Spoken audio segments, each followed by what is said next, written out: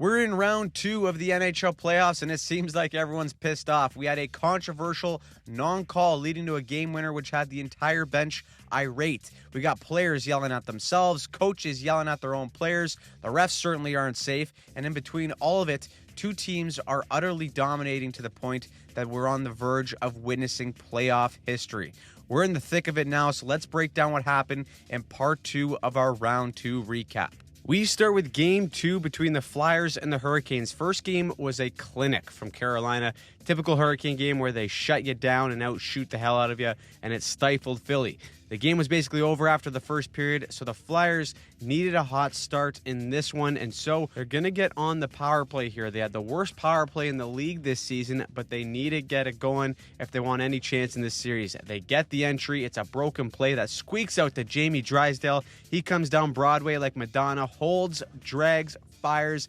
Philly is on the board first, and here's a crazy stat. This is the first time in these playoffs that Carolina has trailed and been scored on first. That's how dominant they've been up until this point. Now, in our Game 1 breakdown, we talked about how Carolina used these reverse plays in their own end to bait Philly into overpressuring and then striking on the breakout.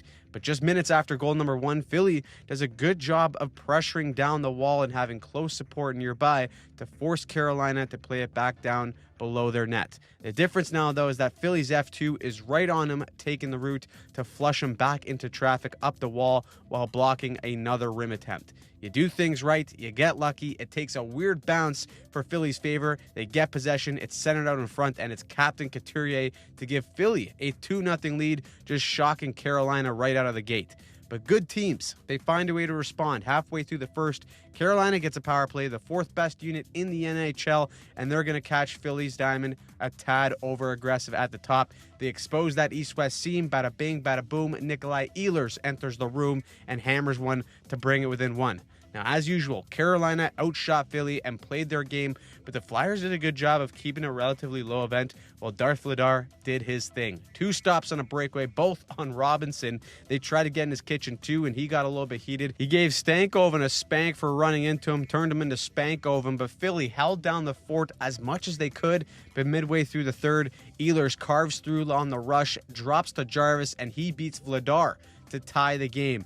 The Hurricanes find a way to come back and force OT. However, it was Philly that took it to them in the overtime. They outshot them 15-8. But Fred X, same-day delivery, man. He is on a roll. Just stoned him cold. And so it's Carolina's rush game again that pays off. This is almost identical to the game-time goal in the sense that the Canes get speed through the neutral zone to back up Philly. And it's a similar drop play and drag to the middle to improve the angle of the shot. This time, it's Taylor Hall, the Buffalo Sabres legend, gets the OT winner and completes the comeback. Carolina is now 6-0 and remains undefeated in these playoffs. As for Philly, they probably deserved a better fate in this one, but they fell short, and now they got to win 4 out of their next 5 against arguably the best team. It certainly isn't impossible, but it isn't likely either.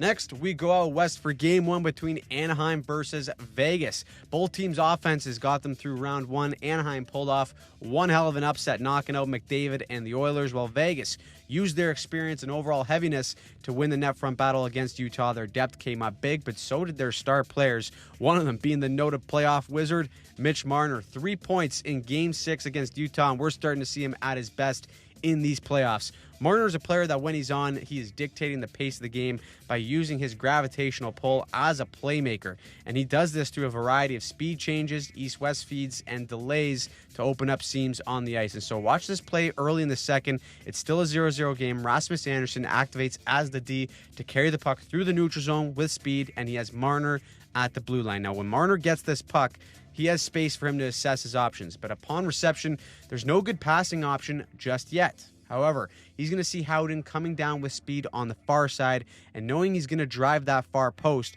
watch how Marner delays to allow for Howden to get to that spot on time. He steps in to quickly sell shot. Now everyone's puck watching, and then it's a quick push to his forehand to change the angle, and it's that subtle little delay that allows Howden enough time to be at the right spot and to take this perfect dish, and it is just lovely. Brett Howden, still Wayne Gretzky in these playoffs. He's got 5 goals already Elvis loves it. Marner's magic, and it's 1-0 Vegas. Now the Ducks, they had some pushback, and watch this. Uncle Leo Carlson takes this puck, throws Hanifin in the spin cycle. He's got him playing twister in the corner. Ice is slippery, pal. Be careful. He then beats the stick of Marner, puts it under the stick of Stone with the pass, and it's the Mona Lisa waiting to happen. Quacks in the comb. All he's got to do is shoot it, but no. He passes it. The Ducks miss a key chance to tie this game, but they would get plenty on the power play as well. And one key aspect of Vegas' game right now that is on fire is the penalty kill. They've killed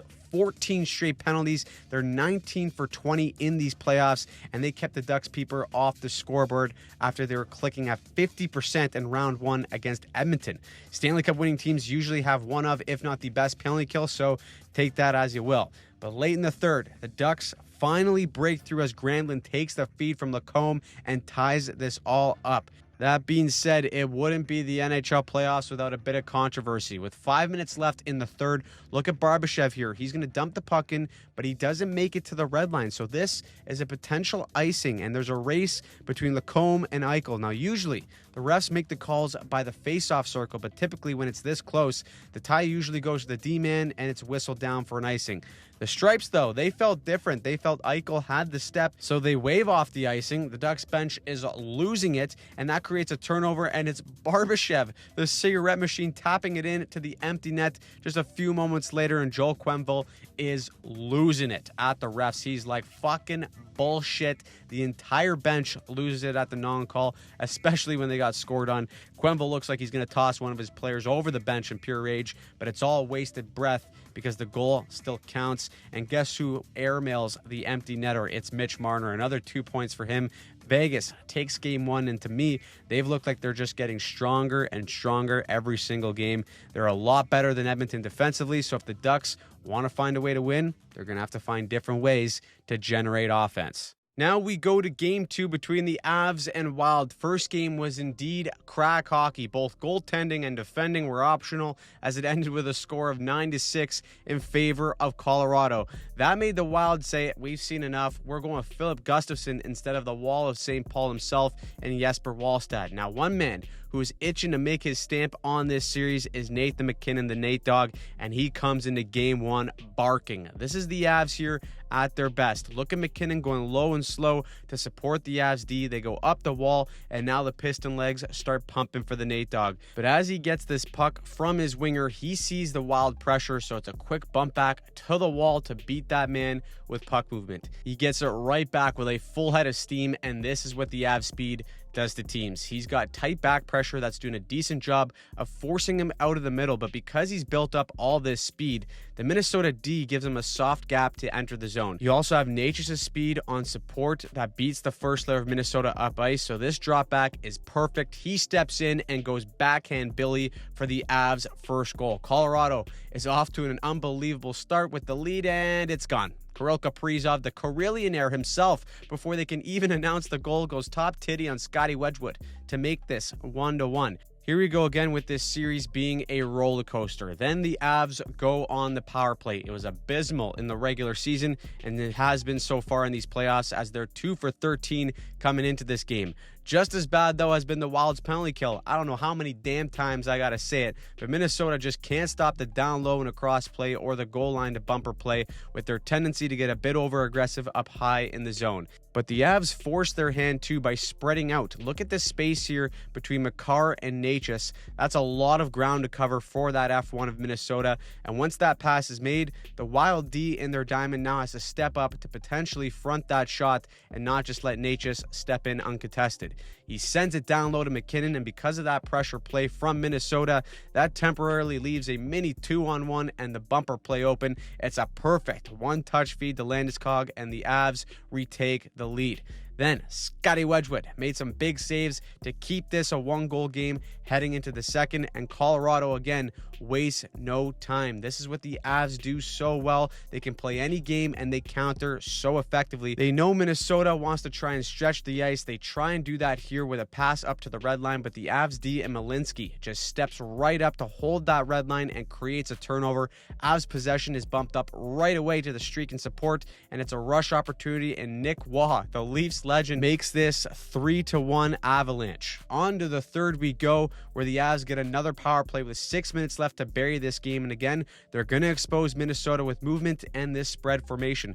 Look at McKinnon here initially start in the bumper. That automatically draws in the attention of the Killers. So now their structure is a bit all over the place. But once that puck goes back up the wall, McKinnon is going to drift back out of the bumper. The Avs spread out, and it's good night, Jim Kite. One-timer for the hockey card. That's McKinnon's third point of the night, and he was a monster in this game.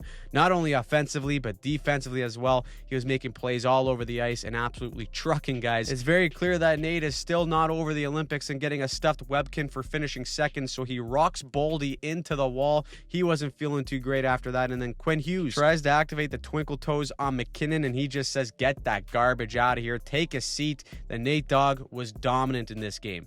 Overall, this was a huge kick in the nuts for Minnesota. They did actually get kicked in the nuts in this game too from Brent Burns, but the Avs go to 6-0 in these playoffs, and they just look dominant right now. Going back home, the Wild need an answer. They need to somehow beat Colorado in the special teams game, because 5-on-5, the Avs are the best team in the league, and they're probably not going to beat them there. So now we have game one between the Montreal Canadiens versus the Buffalo Sabres. It's in Buffalo, which means the Blade gang is out in full force, but they also got some competition with Montreal fans. They challenging them to a 1v1. We got other fans sending Habs dummies through the tables, WWE style, like Devon Dudley. We're ready to go. Buffalo isn't sober, and they won't be after this early start. Lane Hudson gets the puck at the red line and just toe picks. Ice is slippery, pal. In comes the NHL's newest rat in Zach Benson. 2-on-1, and look at this sell job. Not only is he a rat, but he's also a shady salesman. Leg kick. The eyes are lying Chico, and he sends it over to Josh Doan, who makes it 1-0. Tough start for Lane Hudson, who's dropping F-bombs at himself for blowing a tire. A few minutes later, Buffalo goes on the power play, and it was utter ass in the Boston series.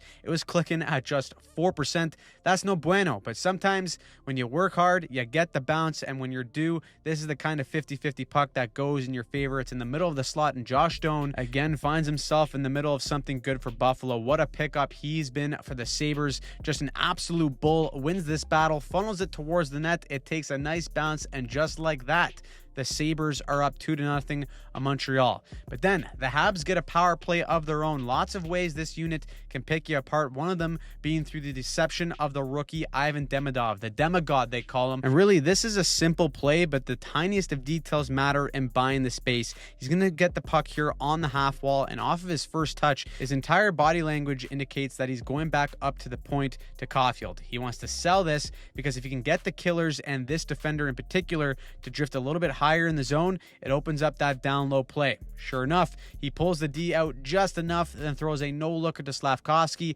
and now they have that down low 2v1 play that they want. Slavkovsky makes a great aggressive move to the net, and Nick Suzuki, the captain, cuts the lead to 1 before the end of the first. But then they're going to give it right back at the beginning of the second. Now, one of the concerns I had for Montreal in our playoff previews was how they protected the neutral zone. They had one of the worst entry denial rates in the entire league. It was pretty buttoned up against Tampa, but against a more free-flowing team like Buffalo, it could be an issue. Here, the Sabres with one pass clear the first layer of Montreal's forecheck and create an easy entry. Then they kind of get indecisive with their assignments. The F3 has the trailer, but both Montreal D back off to take away the middle lane drive. But 45 here doesn't step up once his partner takes his assignment. So Greenway gets the green light to step right in, uses him as a screen, and it beats Dobish clean. Buffalo is buzzing, and so apparently is their power play for them now too.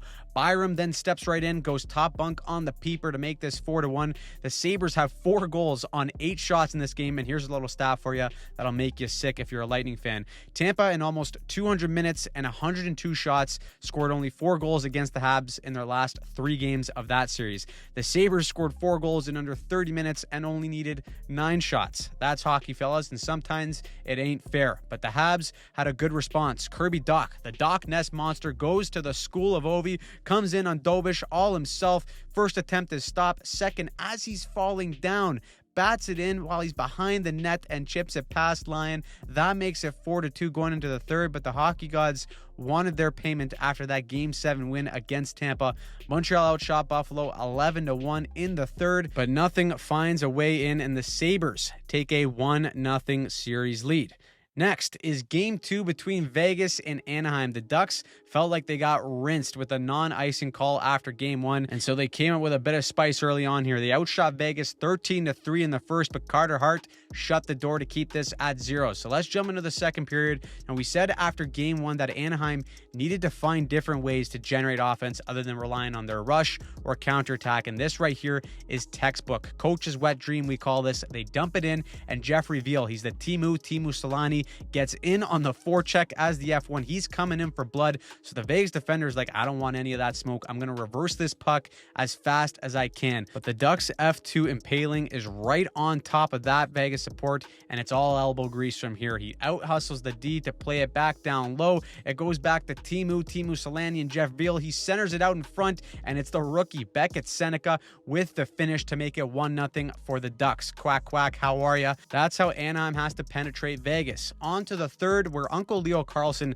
is quickly becoming one of my favorite players in the league to watch. 21 years old, and he's already playing the game like he's been in the league for ages. The Ducks play a box +1 in the D zone, where the +1 is usually the center supporting the D low and helping create double teams to win battles. We saw them do this really well against Edmonton and McDavid, where guess who? Leo Carlsson was at the center of it. So here, watch him get on his horse to close this gap as the Vegas forward beats his man off the wall. Before you can comfortably make a play, Carlsson is right there in his face saying, nah, I don't think so, and the kid does it all too. He zips a pass right up the gut to Kreider to spring a mini breakaway. It doesn't pan out, and now this ends up being a broken play that allows Carlsson to get lost by the net. Terry makes a heads-up play, and look at this touch from Uncle Leo. Just elegant. Feathers it upstairs like the puck is a delicate flower. That makes it 2-0 Anaheim.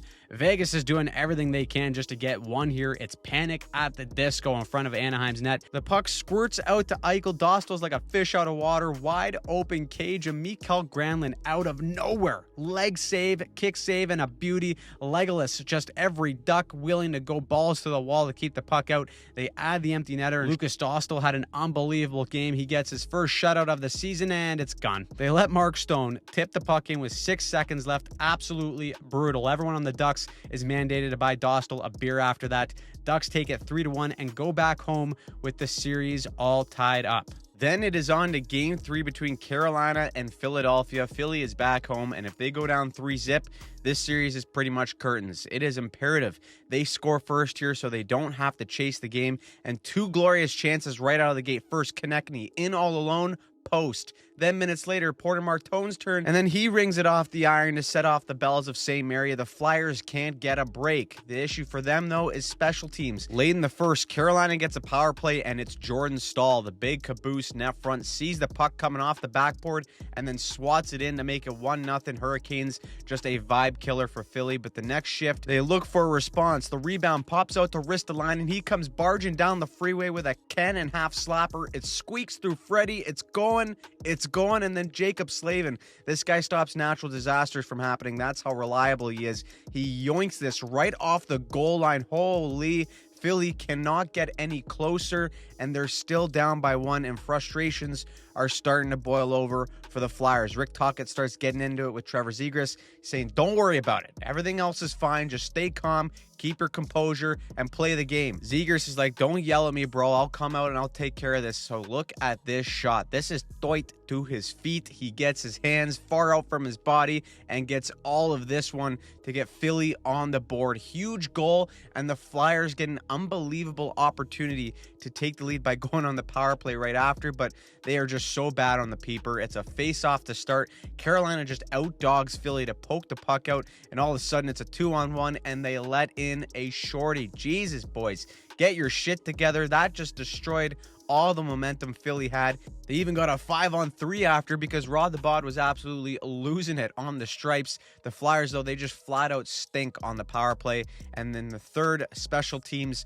burn them again. 4-on-3, it's Mista Svechnikov getting the 3-1 goal. And then the ultimate dagger comes from a high flip set play off the draw. Just airmails it to make it a 50-50 puck. Carolina does this all the time, and they usually win those. So it goes right to Ehlers on the B-way and starts spreading the news because that is all she wrote. Yeah, there was a couple fights near the end of the game, but it pretty much doesn't mean a thing because Philly is all but finished. Special teams has killed them in the series. They're 1 for 12 in these last 3 games and 3 for 29 all throughout the playoffs. That being said, the Hurricanes are just an unstoppable force right now. 7-0 in these playoffs. The Hurricanes are just the third team since 1994 to start a postseason 7-0, and they're 1 win away from being the first team ever to sweep 2 best-of-7 series to open the playoffs. The Hurricanes, whether you like it or not, are inevitable, and it looks like it is pretty much time to start busting out the Bruins. So, what do you think of the game so far? Who surprised you? Who pissed you off?